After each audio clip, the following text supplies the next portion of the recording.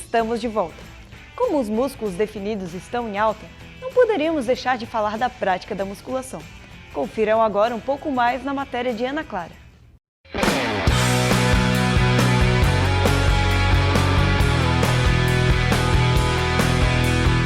A musculação é uma atividade recomendada pelos profissionais da saúde. Seus benefícios são variados: emagrecer, aumentar ou definir a musculatura, prevenir lesões e até tratá-las.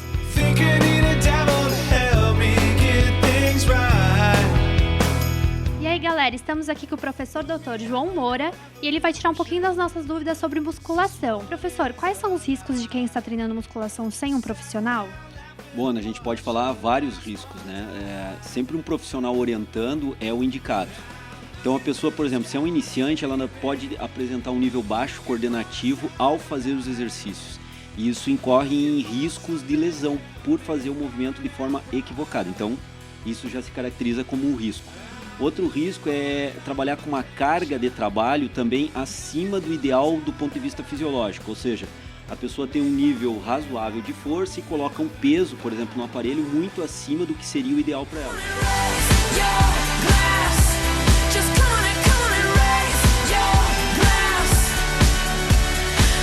Quanto tempo um iniciante precisa para obter um resultado? Bom, Ana, aí vai depender do que nós vamos pensar de resultado. Se a gente pensar um resultado coordenativo, como eu coloquei antes, um dos riscos é fazer o exercício de forma inadequada do ponto de vista coordenativo, da técnica de execução está errada, quanto tempo levaria então para o iniciante aprender a técnica correta? Isso dependendo da pessoa, em uma semana já é o suficiente. Então já seria o suficiente para ter uma boa adaptação nesse quesito coordenação no período de tempo de uma semana.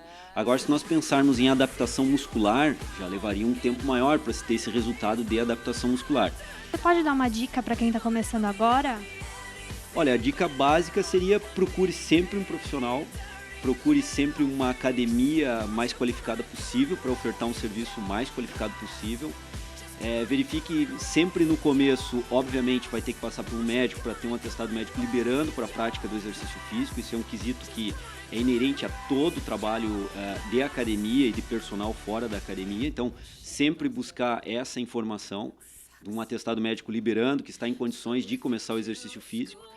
E a segunda dica seria essa: procurar um profissional adequado que faça uma avaliação adequada, para que a partir de uma avaliação adequada a gente consegue perceber quais são as necessidades mais prementes dessa pessoa. Então a pessoa pode chegar lá com uma necessidade premente ou uma necessidade que ela quer emagrecer.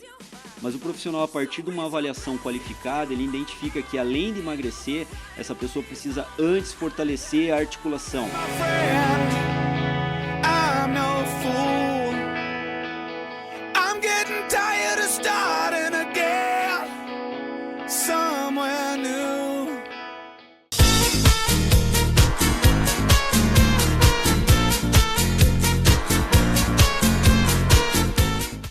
Já imaginou que a mitologia grega pode não ser tão mitológica assim e que deuses e semideuses podem estar coexistindo com os seres humanos ainda nos dias de hoje? O autor Rick Riordan imaginou e escreveu uma série amada por muitos jovens.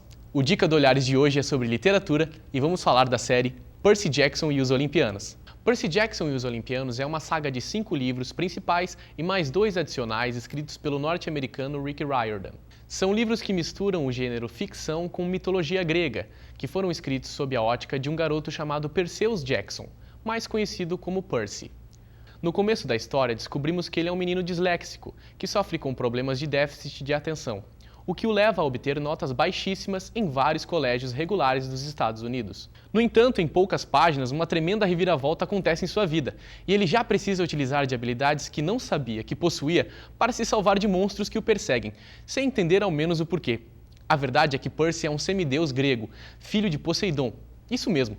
Aliás, nessa história, os deuses gregos ainda existem. Nunca deixaram de existir, apenas mudaram o local de seu reino, o Monte Olimpo, para outro lugar, o Empire State Building, nos Estados Unidos. E assim como os deuses e semideuses, nessa saga todos os elementos da conhecida mitologia grega existem e, de alguma forma, aparecem para Percy. Os humanos mortais não conseguem identificar esses elementos místicos graças a uma força sobrenatural que distorce essas visões, chamada no livro de A Névoa. Percy também descobre que seu amigo Grover é um sátiro, ou seja, um ser metade homem e metade bode, e que seu professor de história, Sr. Brunner, é na verdade o centauro treinador de heróis Quiron, conhecido na mitologia grega como treinador de Hércules, Teseu, Aquiles, entre outros. Quiron e Grover levam Percy a conhecer e fazer parte do acampamento Meio-Sangue, que é um local onde se treinam os semideuses para se tornarem heróis e aprender a trabalhar em equipe. No acampamento existe uma divisão de chalés, que são as casas dos semideuses. Cada semideus é hospedado no chalé de seu pai Deus. Percy vê a ascensão do poderoso e temido Titã Cronos, que tem planos de derrotar os deuses, destruir o Olimpo e levar os titãs a dominar a Terra. A principal missão de Percy é derrotar Cronos e impedir que isso aconteça, mas conforme ele amadurece, percebe que também precisa obter dos deuses a certeza de uma vida melhor para os seus filhos, que muitas vezes são marginalizados e esquecidos pelos pais. Percy aprende então valores como amizade, coragem, bravura e enfrenta até mesmo os deuses em busca de justiça. A história de um menino inocente e comum que se descobre dono de poderes sobrenaturais e que vai até uma instituição para que possa treinar os seus poderes junto com outros jovens como ele, foi e é acusado por um certo grupo de fãs de Harry Potter como uma grandiosa cópia de conteúdo. Mas não é bem assim. Desde tempos mais remotos existem nos livros fantasiosos um personagem principal que é inocente, que durante muito tempo não tinha se aventurado e que de repente se vê obrigado a enfrentar missões que ultrapassam os seus próprios limites. Alguns exemplos desses protagonistas são Frodo, em O Senhor dos Anéis, Bilbo em O Hobbit, Bastian em A História Sem Fim e toda a família Pevensey em As Crônicas de Nárnia. Isso acontece porque o público-alvo dessas histórias são jovens que se identificam com esses personagens e têm por eles laços de empatia. Percy Jackson e os Olimpianos têm sim muito valor. Fala sobre a bravura e a coragem e também apresenta a todos de uma forma mais jovem a histórica e importantíssima mitologia grega. Essa foi a dica do Olhares de hoje. Um abraço e até a próxima. Bacana, não é mesmo? Valeu a dica, Cris. Mas mudando de assunto, a nossa próxima matéria é sobre uma banda que vem fazendo muito sucesso na região e animando a galera. Confiram agora a banda Raised.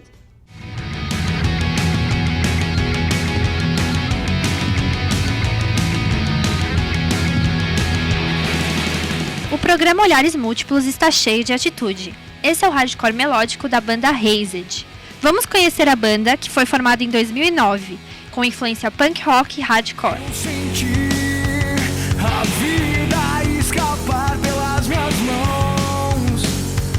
Os dias que esperei foram em vão. Com Pablo Nava na voz, Elinho Silva na bateria, Dana Smith no baixo, Vi Fioroto e Roche Rodrigues na guitarra, conheçam a banda Raised. Meninos, como surgiu a ideia de montar a banda Raised e de quem surgiu? Bom, a banda Raised surgiu na ideia de criar uma banda nova, com influências novas, não só o velho e antigo rock, e ela veio da junção de duas bandas. E eu tocava junto com o Danê numa banda, e o Pablo e o Josh tocavam em outra banda. E como o PEN é muito pequeno, a gente conhece todo mundo, a gente teve essa ideia de juntar as duas bandas e fazer uma nova banda. Bom, e por que o nome Raised? Então, surgiu em São Paulo, a gente foi pra lá com uma outra ideia de nome de banda, e lá a gente decidiu trocar. Aí eu tava dormindo escutando Lex on Fire, a música Born and Raised. Aí, pô, soou legal. Aí a gente foi pesquisar na internet o que significa. Significa elevado, pra cima, e é tudo que a gente queria na hora. Aí o Esteban Tavares curtiu o nome, ele, galera, é isso, galera, manda ver. E ficou. E todo mundo curtiu também, os fãs que já estavam seguindo a gente. E a galera gostou e ficou isso daí. Bom, meninos, e vocês gravaram agora o clipe Noites Frias, que foi que a gente colocou na introdução, né? Queria saber como é que foi gravar esse clipe.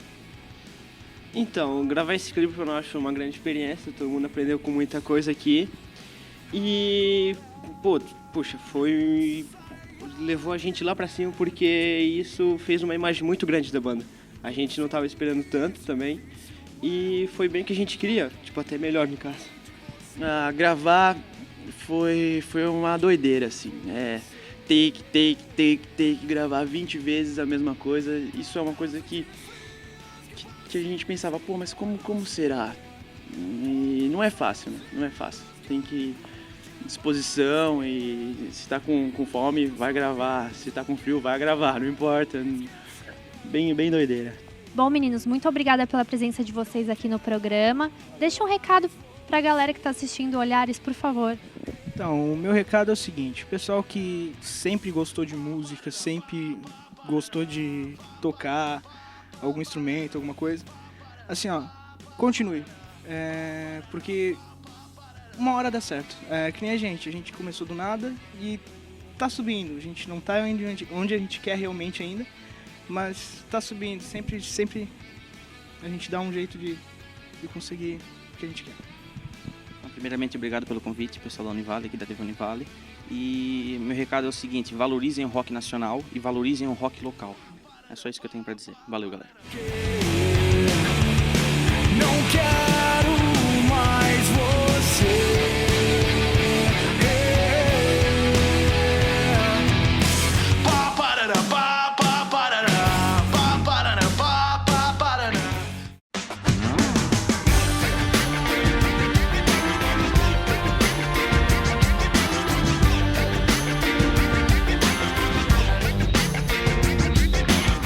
E aí galera, eu tô aqui com a Lígia e ela adora cães, e ela falou pra gente um pouquinho sobre isso.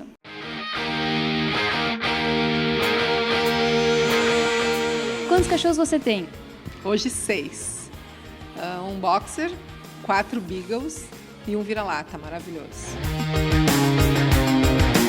Entre os 6, 2 eu comprei, os outros 4 eu ganhei. Até é bem interessante que a gente, quando tem um animal, a gente imagina que, o primeiro, pelo menos, a gente imagina que precise comprar e não imagine o quanto as pessoas adotam cães, bebês, né, filhotes, compram ou ganham e depois descartam. Então, entre os 6 que eu tenho, 4 ganhei, que foram teoricamente descartados, e 2 que eu adquiri. Hoje eu já tenho uma visão completamente diferente dessa situação, exatamente por entender que tem muita gente que acha o cachorro bonitinho quando ele é pequenininho, porque ele é engraçadinho, ocupa menos espaço. E à medida que ele vai crescendo, vai ocupando espaço, vai aprontando, porque eles são arteiros, né? Vai exigindo atenção, tratamento, medicação, enfim, há uma série de cuidados que nem todo mundo tem paciência, as pessoas acabam descartando.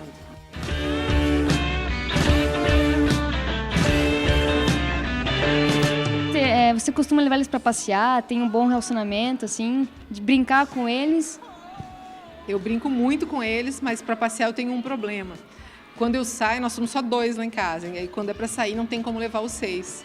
Por quê? Porque tem um boxer de 55 quilos, 4 beagles e um vira-lata maravilhoso, e não tem, os beagles são difíceis de você levar os 4, né? 2 pessoas não conseguem levar todos, então assim, tem que levar em escala. O primeiro que vai feliz, os que ficam tendo um ataque, ficam querendo fugir, porque eles querem acompanhar. Então, assim, é mais comum de nós levarmos com maior frequência quando tem mais alguém lá em casa, tipo minha mãe, alguém da família, porque aí nós dividimos os animais e aí todos têm a impressão, na verdade, que eles é que nos levam a passear e não nós que os levamos. E assim, para quem quer ter cachorro, qual a dica que você dá? Tem que ter capricho com o... Primeiro tem que ter espaço, né? Eu tenho 6 hoje porque eu tenho um espaço bem grande na minha casa. A minha preocupação com o espaço é tão forte em relação aos animais que nós morávamos num apartamento quando nós compramos o primeiro Beagle e nós acabamos mudando do apartamento porque o Beagle estava entrando em parafuso, morando num apartamento que até tinha um espaço razoável para ele, mas não era o habitat dele, ele não era feliz lá, e a gente descobriu que ou nós nos desfaríamos dele, que também seria uma questão dura, e aí eu ia estar fazendo o que eu critico nos outros, ou nós nos adaptaríamos. E aí nós optamos por procurar uma casa onde plantamos grama, conseguimos autorização do dono, plantamos grama e ele passou a ter um espaço e ele ficou muito feliz lá.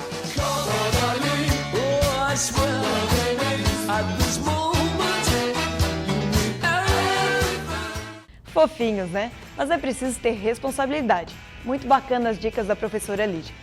Bom, galera, o programa Olhares Múltiplos vai chegando ao fim. Mas antes do quadro Talento do Campus, vocês conferem a banda Johnny B. True. Não esqueçam de curtir a nossa página no Facebook.